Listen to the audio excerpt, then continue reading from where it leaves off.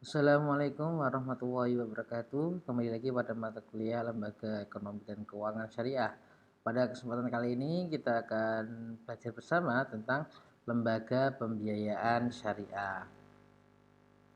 Mari kita mulai langsung saja. Terus yang pertama adalah terkait munculnya lembaga pembiayaan.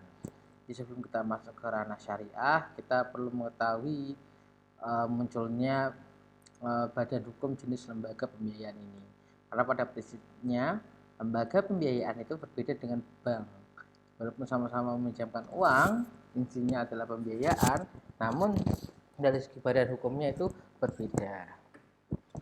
Munculnya lembaga pembiayaan dimulai sejak tahun 1974 berdasarkan surat keputusan bersama tiga menteri, yaitu Menteri Keuangan, Menteri Perindustrian, dan Menteri Perdagangan Republik Indonesia pada tanggal 7 Februari 1974, yaitu tentang perizinan usaha leasing, baru salah satu jenisnya.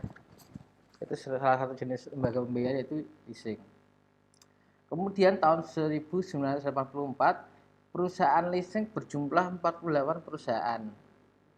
Dan di tahun 88 itu keputusan Presiden nomor 61 tahun 88 menjelaskan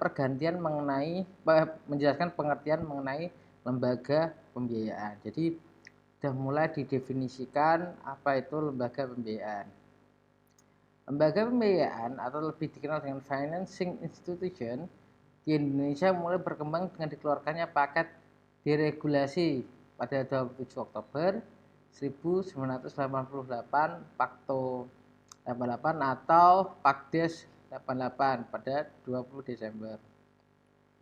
Kemudian eksistensi lembaga pembiayaan di Indonesia itu diatur berdasarkan keputusan Presiden nomor 61 tahun 88 tentang lembaga pembiayaan. Kemudian disempurnakan pada Peraturan Presiden nomor 9 tahun 2009. Berdasarkan pasal 1 butir 1 Peraturan Presiden nomor 9 tahun 2009, yang dimaksud dengan lembaga pembiayaan adalah badan usaha yang melakukan kegiatan pembiayaan dalam bentuk penyediaan dana atau barang modal. Nah, kata pembiayaan ini kalau dalam lingkup yang lebih luas dikenal dengan istilah umum perkreditan. Nah, pembiayaan perkreditan secara umum ya. Di mana pada awal timbulnya kredit berasal dari bahasa Yunani, yaitu kredere, yang mempunyai arti kepercayaan. Karena kalau tidak percaya nggak mungkin boleh nyicil. Kemudian disebut demikian karena pada awalnya kredit ini dilakukan berdasarkan kepercayaan dari pemilik dana pada pihak yang memerlukan dana. Dalam rangka menunjang pertumbuhan ekonomi, maka sarana penyediaan dana yang dibutuhkan masyarakat perlu lebih diperluas sehingga peranannya sebagai sumber dana pembangunan makin meningkat.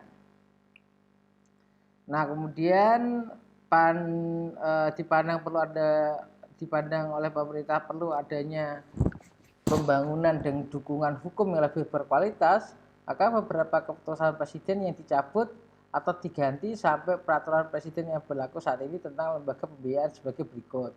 88 dicabut, yang nomor 61 juga dicabut, kemudian digantikan dengan peraturan presiden nomor 9 tahun 2009. Nah, ini adalah kita mulai masuk ke definisi lembaga pembiayaan. Tadi sedikit sudah disampaikan, lembaga pembiayaan adalah badan usaha yang melakukan kegiatan pembiayaan dalam bentuk penyediaan dana atau barang modal dengan tidak menarik dana secara langsung dari masyarakat. Berbeda dengan bank, bank itu boleh mengumpulkan dana dan boleh menyalurkannya. Sama seperti koperasi, dananya bisa bersumber dari masyarakat, kemudian diputarkan dengan pembiayaan ke orang lain. Tapi kalau untuk lembaga pembiayaan, dia tidak boleh menarik modal atau menarik dana langsung dari masyarakat. Jadi itu yang membedakan antara lembaga pembiayaan dan perbankan atau BMT. Kalau BMT itu badan hukumnya adalah koperasi maksudnya.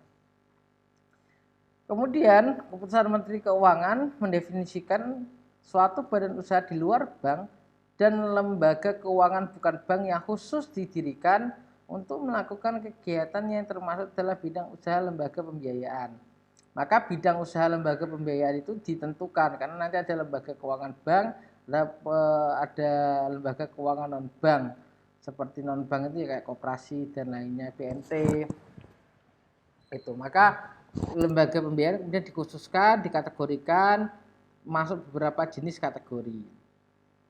Kalau dalam peraturan Presiden nomor 9, lembaga pembiayaan adalah badan usaha yang melakukan kegiatan pembiayaan dalam bentuk penyediaan dana atau barang modal. Nah, ini ya yang membedakan antara lembaga pembiayaan dan lembaga perbankan. Kalau lembaga pembiayaan itu tidak boleh memungut dana dari masyarakat. Kalau perbankan boleh, dengan artinya nasabah menabung kemudian disalurkan kembali.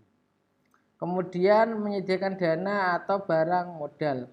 Kalau perbankan hanya bentuknya finansial. Makanya dalam undang-undang kita, bank itu tidak boleh punya aset. Dalam artian aset yang misalnya kalau menggunakan perkreditan misalkan belikan laptop, ya berarti bank itu nggak boleh beli dulu, nggak boleh beli, harus kalian yang membelinya sendiri, nanti bank ngasih uang. Jadi kalau perbankan bentuknya finansial, tapi kalau lembaga pembiayaan bisa dalam bentuk dana atau barang modal. Kemudian kalau di lembaga pembiayaan kadangkala tidak memerlukan jaminan. Tapi kalau lembaga perbankan selalu disertai dengan jaminan. Biasanya memberikan tingkat suku bunga yang tinggi kalau lembaga pembiayaan. Tapi kalau lembaga perbankan itu tingkat suku bunganya itu lebih rendah. Kalau ini yang prinsip konvensional ya. Kemudian tidak dapat menciptakan uang giral, kalau ini bisa menciptakan uang giral. Kemudian peraturan perizinan pembinaan dan pengawasan dilakukan oleh Departemen Keuangan.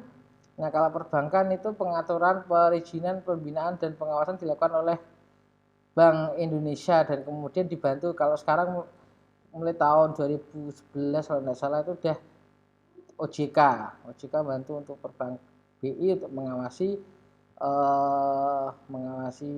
perbankan. Nah, kemudian munculnya lembaga pembiayaan syariah. Karena berkembang pesatnya bisnis syariah di Indonesia, mulai adanya Bank Muhammad, bank pertama di Indonesia, meskipun sekarang sudah mulai kalah pamor karena kurangnya investor juga.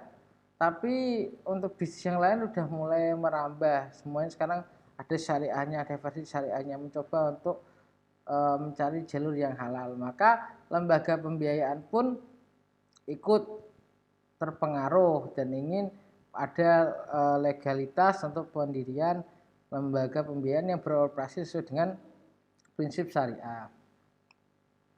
Nah, pada hari Senin tanggal 10 Desember tahun 2007, Bapepam dan LK melalui peraturan Ketua Bapepam dan LK nomor 3 BL 2007 dan nomor per 4 BL 2007 telah menerbitkan satu paket regulasi yang terkait dengan perusahaan pembiayaan yang melakukan kegiatan berdasarkan prinsip syariah, yaitu peraturan tentang kegiatan perusahaan pembiayaan berdasarkan prinsip syariah dan peraturan tentang akad-akad yang digunakan dalam kegiatan perusahaan pembiayaan berdasarkan prinsip syariah.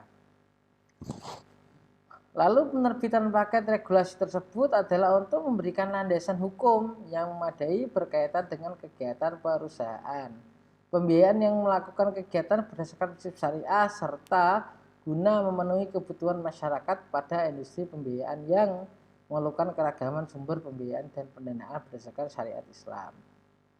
Ini salah satu untuk opsi untuk, karena di bank syariah juga ada, lembaga pembiayaan juga ada, tapi ada yang membedakan. Nanti akan dijelaskan apa-apa macam lembaga pembiayaan syariah. Pembahasan kedua peraturan dimaksud telah melibatkan Asosiasi Perusahaan Pembiayaan dan Dewan Syariah Nasional. DSN MUI melalui surat sekian tanggal sekian telah menyatakan bahwa secara umum kedua peraturan dimaksud tidak bertentangan dengan prinsip syariah dan fatwa-fatwa yang telah dikeluarkan DSN MUI. Jadi nanti ketika lembaga pembiayaan syariah, akad-akadnya yang digunakan ya akad-akad syariah, seperti contoh yang pertama mudharabah mutlaqah atau mudharabah muqayyadah atau mudharabah musyarakah dan pendanaan musyarakah.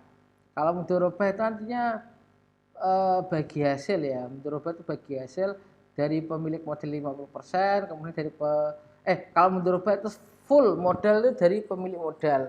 Kemudian mudharib atau pengelola itu dia tidak mengeluarkan modal sama sekali. Kalau musyarakah itu 50-50. 50-50 artinya apa? Yang minjem, bukan yang minjem ya, yang perlu modal itu juga mengeluarkan modal, kemudian lembaga pembiayaan juga memberikan modal. Jadi modalnya paruan dari kedua belah pihak. Kalau akad mudharabah itu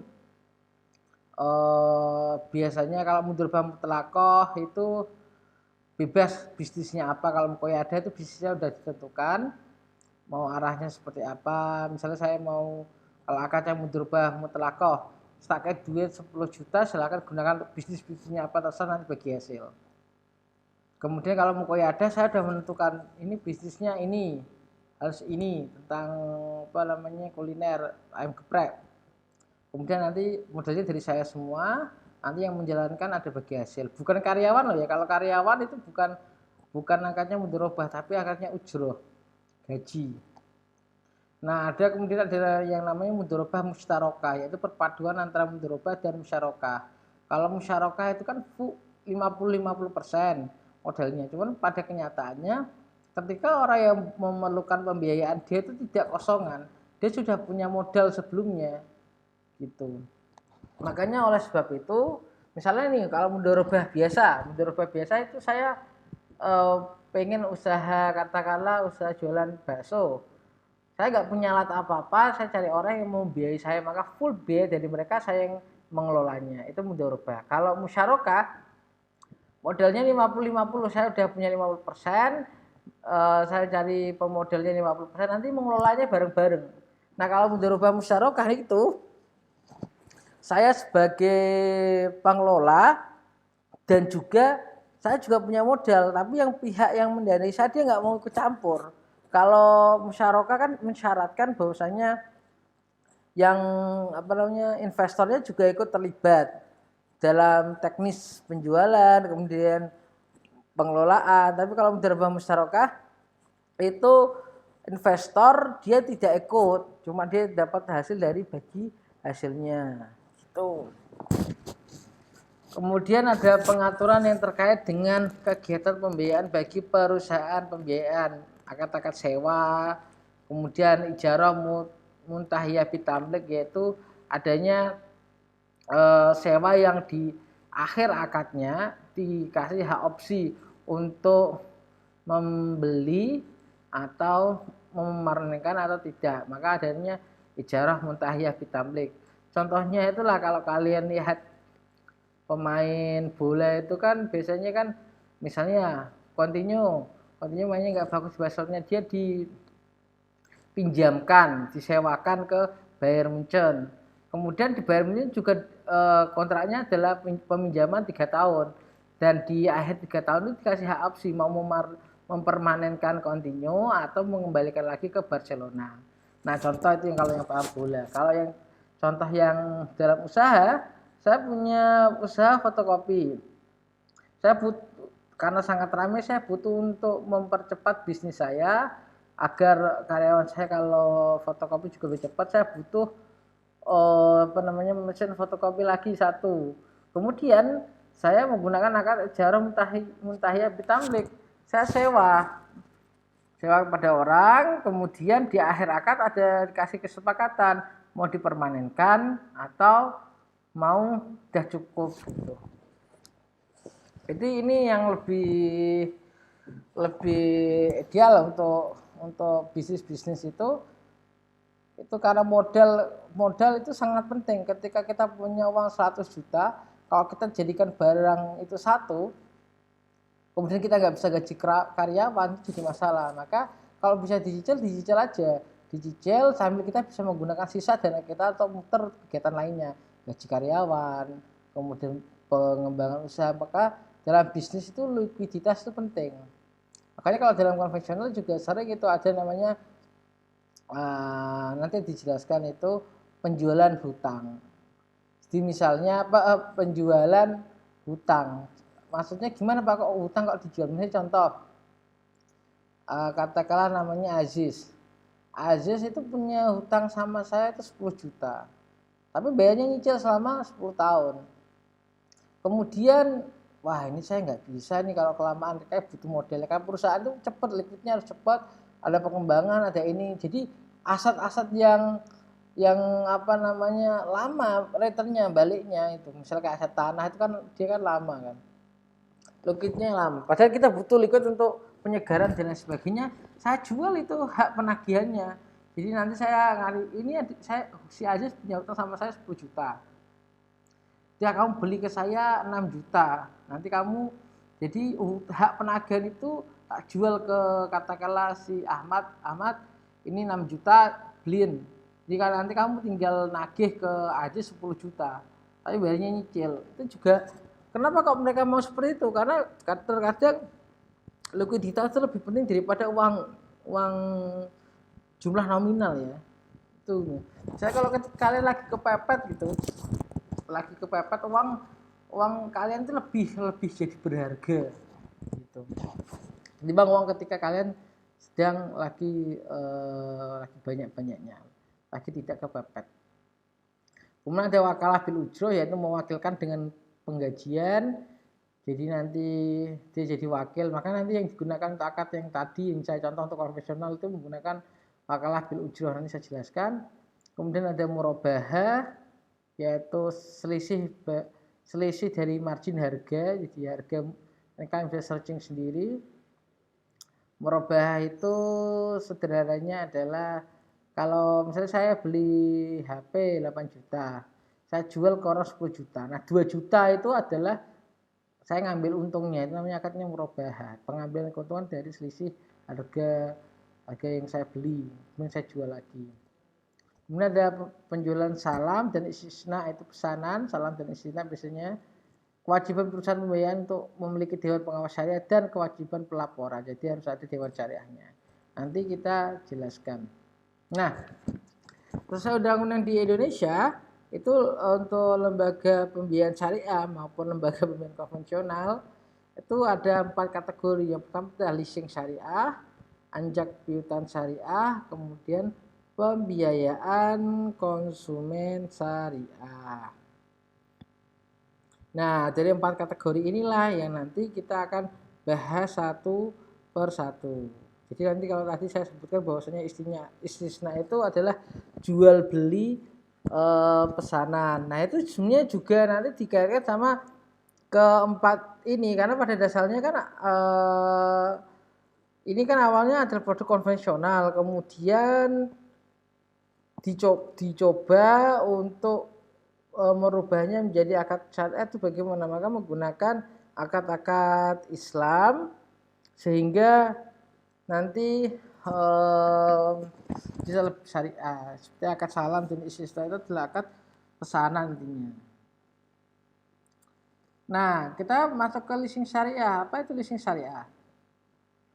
Nah, leasing syariah atau sewa guna usaha adalah kegiatan pembiayaan dalam bentuk penyediaan barang modal baik secara sewa guna usaha dengan hak opsi, finance lease maupun sewa guna usaha tanpa hak opsi atau operating lease.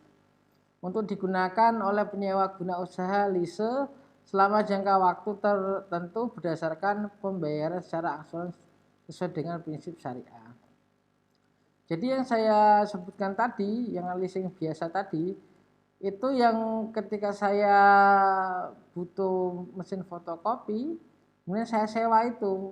Di akhir nanti ada, mungkin kalau saya pakai yang skema finance lease, itu ada hak opsi. Tapi kalau operating lease, bangunan operasionalnya saja tidak ada hak opsi. Kalau akadnya bagaimana Pak kalau leasing syariah? Leasing syariah itu menggunakan ijarah dan ijarah muntahiyah bitamlik. Tetapi ini nanti bayarnya nyicil ya, akad sewa itu. Bisa skemanya bisa nyicil atau bisa cash. Tapi karena itu perusahaan butuhnya kan liquid ya, yang bisa dicicil maka dicicil. Nah, ini adalah ijarah muntahiyal bitamlik. Nah, akad ijarah adalah akad penyaluran dana untuk pemindahan hak guna, manfaat atas suatu barang dalam waktu tertentu dengan pembayaran sewa atau ujroh antara perusahaan pembiayaan sebagai muajir dengan menyewa atau mustajir tanpa diikuti pengalihan kepemilikan barang itu sendiri. Kalau mutahiyah bitamlik itu ada hak opsi pemindahan hak milik atas barang tersebut kepada penyewa setelah selesai masa sewa. Ada namanya anjak piutang syariah atau factoring. Nah, ini anjak piutang atau disebut factoring erat kaitannya dengan piutang yang melibatkan pembelian oleh perusahaan factoring terhadap piutang milik klien atau supplier. Ini yang saya ceritakan tadi.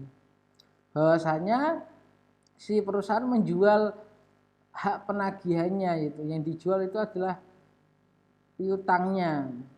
Jadi karena butuh liquid, butuh modal, maka itu nggak masalah kurang 4 juta tapi saya butuh dapat cash.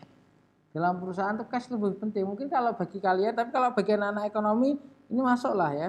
Tapi kalau bagi anak FAI kok ada orang ya mau orang hutang 10 juta kok dijual 6 juta itu gimana. Tapi karena mereka tidak terlibat langsung dalam perusahaan maka mereka tidak mengalaminya. Tapi kalau dari Fakultas Ekonomi dan Bisnis apalagi manajemen, mungkin ada yang mau lanjut ke MBA juga, atau mesti paham betapa pentingnya cash money ya, uang cash, uang segar, uang yang liquid itu. Nah, kalau definisi perusahaan anjak piutang menurut keputusan Menteri sekian adalah badan usaha yang melakukan kegiatan pembiayaan dalam bentuk pembelian dan atau penagihan serta pengurangan piutang atau tagihan jangka pendek suatu perusahaan dari transaksi perdagangan dalam dan luar negeri. Nah, itu kalau di Islam bagaimana, Pak? Kalau anjak piutang secara syariah, pengalihan penyelesaian piutang atau tagihan jangka pendek dari pihak yang berhutang kepada pihak yang berhutang dan lain sebagainya sesuai dengan prinsip syariah. Maka ada berapa, ini saya jelaskan ya untuk syariah ya, karena mirip-mirip tapi sebenarnya beda. Ada 3 pihak yang terlibat. Yang pertama adalah faktor, perusahaan anjak piutang yang menawarkan jasa anjak piutang. Kemudian ada namanya klien atau supplier, adalah perusahaan atau pihak yang menggunakan jasa perusahaan anjak piutang. Jadi perusahaan ini butuh uang cash, dia mau jual utangnya itu, piutangnya, yang mau hak penagihannya lah istilahnya. Kemudian ada nasabah atau customer, adalah pihak-pihak yang mengadakan transaksi dengan klien yang nanti kita tagih nanti nasabahnya. Nah, mekanisme anjak piutang seperti ini. Ini ada supplier, ada perusahaan anjak piutang, kemudian ada ini ketutupan ini ya, harusnya ini apa tadi, klien nanti. Seperti ini. Ini agak ketutup.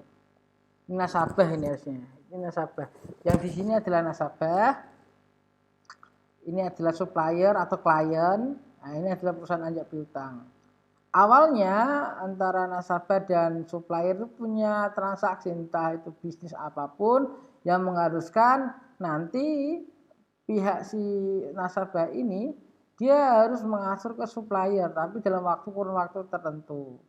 Ya contohkan ya tadi, ini perusahaan A lah, ini adalah orang yang ngangsur ke perusahaan A.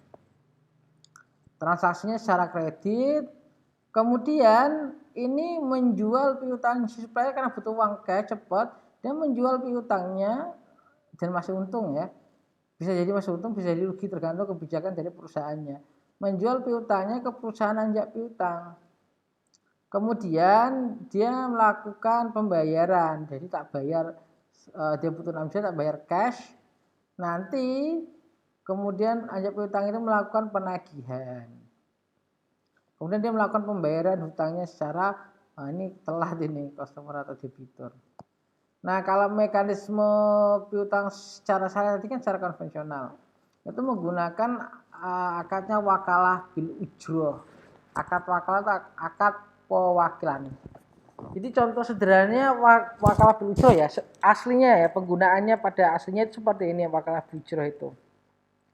Saya mau beli mie ayam Pak Bagong. Saya males untuk datang langsung ke sana. Maka saya mewakilkan seseorang untuk membelikan mie ayam itu, kemudian saya kasih uangnya, ongkosnya, karena ongkos perjalanannya dia. Nah, itu namanya wakalah bil ujroh, mewakilkan dengan ada imbalan gaji atau uang.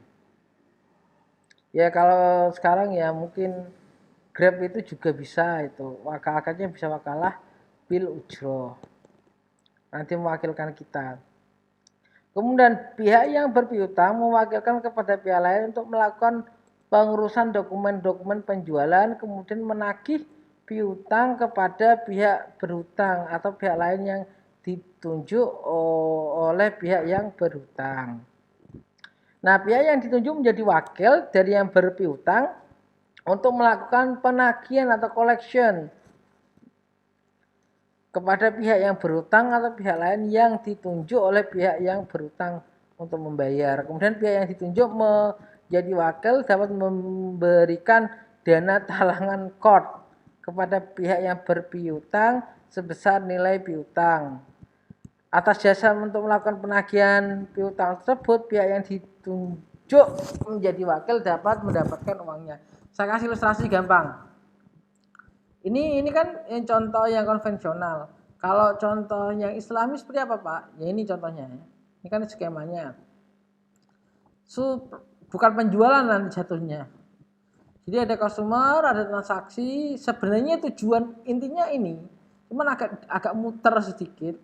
Supplier menunjuk perusahaan anjak piutang untuk menagihkan ke debitur. Jadi dia mewakilkan si debitur untuk menagihkan.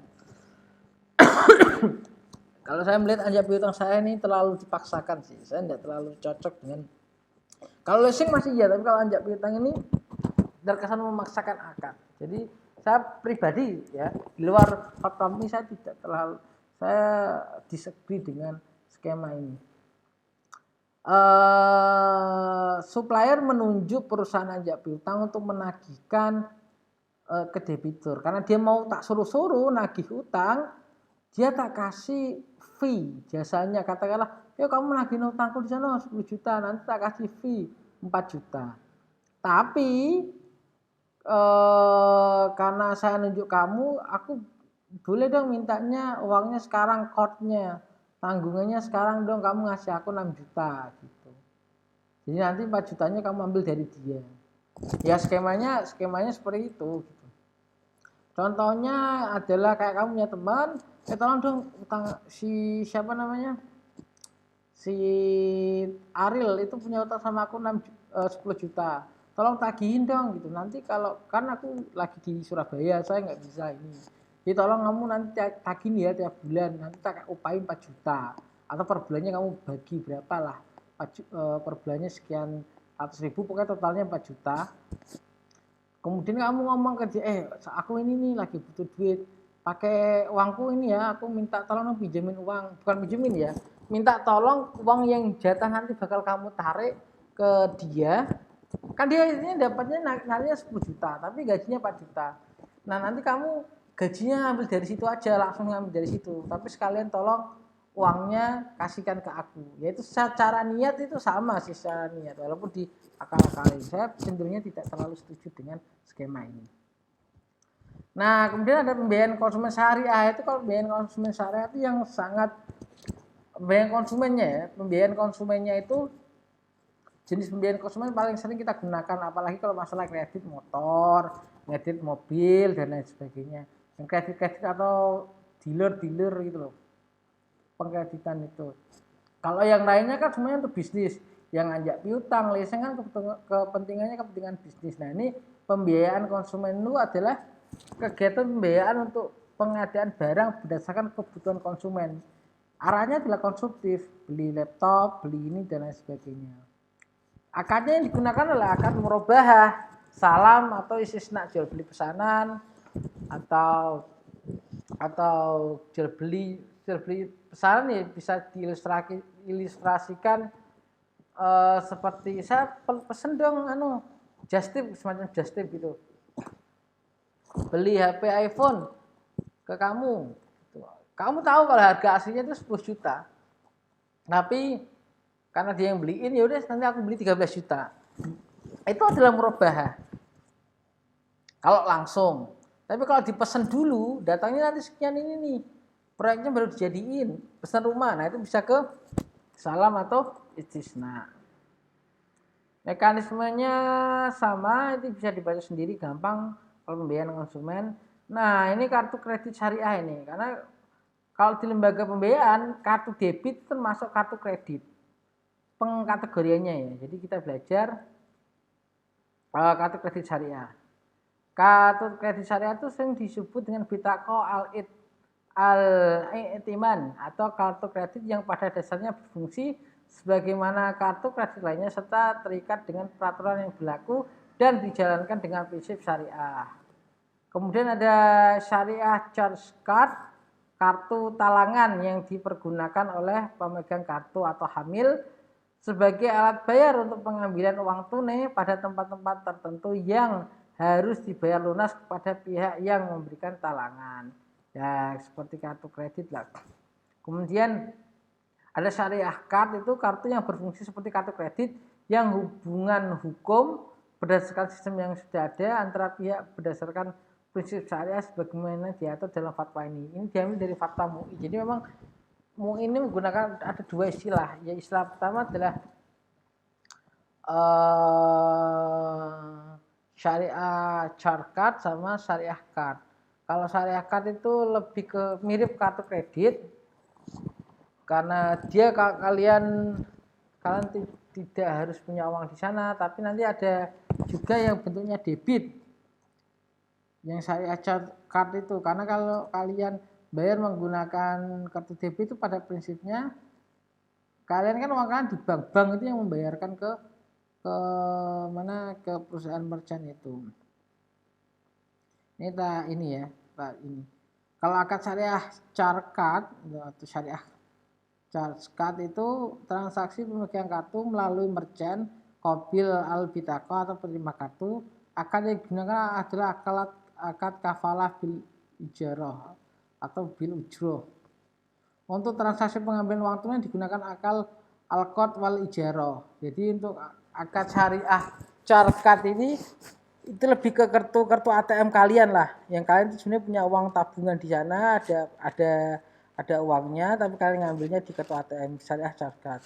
Kalau yang syariah card itu lebih ke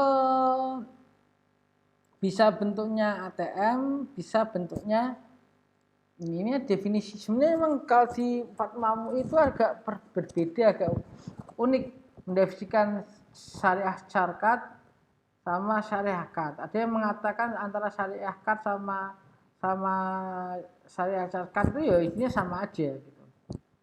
Di dalamnya, karena di dalam akad syariah card itu juga ada bentuk-bentuk yang seperti ATM. Kalau yang kafalah misalnya contoh, kafalah dalam hal ini penerbit kartu adalah penjamin atau kafil bagi pemegang kartu terhadap merchant atas semua kewajiban bayar yang timbul dari transaksi antara pemegang kartu dengan merchant dan atau penarikan tunai dari selain bank atau ATM bank penerbit kartu.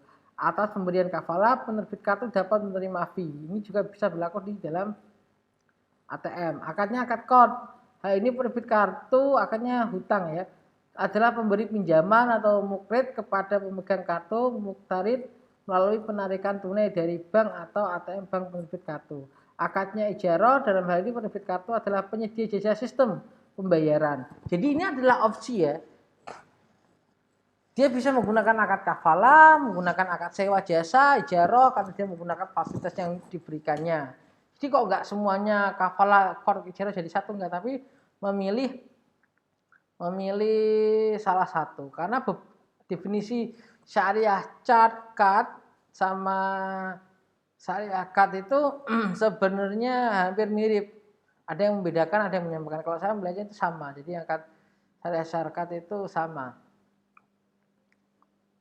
Kemudian ini klasifikasi, karena kenapa kok akadnya itu mencoba untuk dipisahkan? Karena gini, kartu kredit itu kalau dalam perundang-undangan kita itu dibagi beberapa macam jenisnya. Charge card itu kartu kredit di mana pemegang kartu harus melunasi semua tagihan yang terjadi atas dirinya sekaligus pada saat jatuh tempo. Ini kartu kredit, tapi ya semacam kartu kredit yang sesungguhnya, tapi kalian itu harus melunasinya pada saat jatuh tempo. Kalau kredit card merupakan sistem di mana pemegang kartu dapat melunasi tagihan yang terjadi atas dirinya sekaligus atau secara angsuran pada saat jatuh tempo. Itu yang membedakan antara charge card sama credit card. Nah, kalau debit card itu merupakan kartu pembayaran atas tagihan nasabah melalui pendebitan atas rekening. Yaitu ada sumbernya itu dari tabungan kalian kalau debit card. Makanya kalau kalian punya ATM harusnya debit card atau debit card. Kalau credit card sama charge card jenisnya itu yang membedakan ininya, pembayarannya. Pembayarannya semua langsung pada saat jatuh tempo. Kalau credit card bisa berangsur pembayarannya atau pada saat jatuh tempo. Kemudian cash card merupakan kartu sebagai alat penarikan uang tunai pada ATM maupun secara langsung pada teller bank penerbit kartu. Pembayaran secara debit ini kalau contohnya debit itu kalian pakai kartu ATM kalian, kemudian kalian gunakan untuk membayar misalnya beli HP otomatis ke debit, tapi nanti kepotong uang nasabah kalian, uang kalian nanti yang bayarkan adalah bank. Kalau yang cash card itu kalian ngambil uang di ATM. Sebenarnya satu kartu ATM sekarang itu sebenarnya sudah multifungsi. Dia bisa digunakan untuk cash card, dia juga bisa digunakan untuk debit card. Dan kartu yang lain juga seperti itu. Jarang ada kartu ATM yang hanya bisa digunakan untuk ngambil uang. Contohnya mungkin kalau bank-bank yang masih kecil, bank daerah atau bank Jateng, bank itu mungkin fasilitasnya terbatas, hanya bisa ngambil di ATM saja. Tapi kalau untuk transaksi pembayaran tidak bisa. Kalau saya di luar negeri, bank Jateng jelas nggak bisa. Waktu saya di Taiwan, saya menggunakan bank BNI syariah yang gold. Karena kalau aturan yang baru, yang silver itu tidak ada Mastercard-nya. Dia adanya itu GPN. Jadi punya Indonesia, jadi ya itu untuk bisa untuk lokal. Kalau kalian mau punya yang Mastercard harus dinaikkan ke gold. Maka saya harus menaikkan banknya, itu juga ada charge-nya juga lebih tinggi, charge fee bulanannya untuk bank walaupun bank syariah. Kemudian ada cek guaranti card, merupakan kartu yang menjamin setiap pembayaran dengan cek oleh pemegang kartu. Nah, ini ada tugas, silakan cari masing-masing satu contoh lembaga atau perusahaan yang merupakan jenis lembaga pembayaran syariah yang ada di Indonesia. Namanya Leasing Syariah apa namanya yang ada di sekitar kalian. Ajak Pitung Syariah itu apa perusahaannya.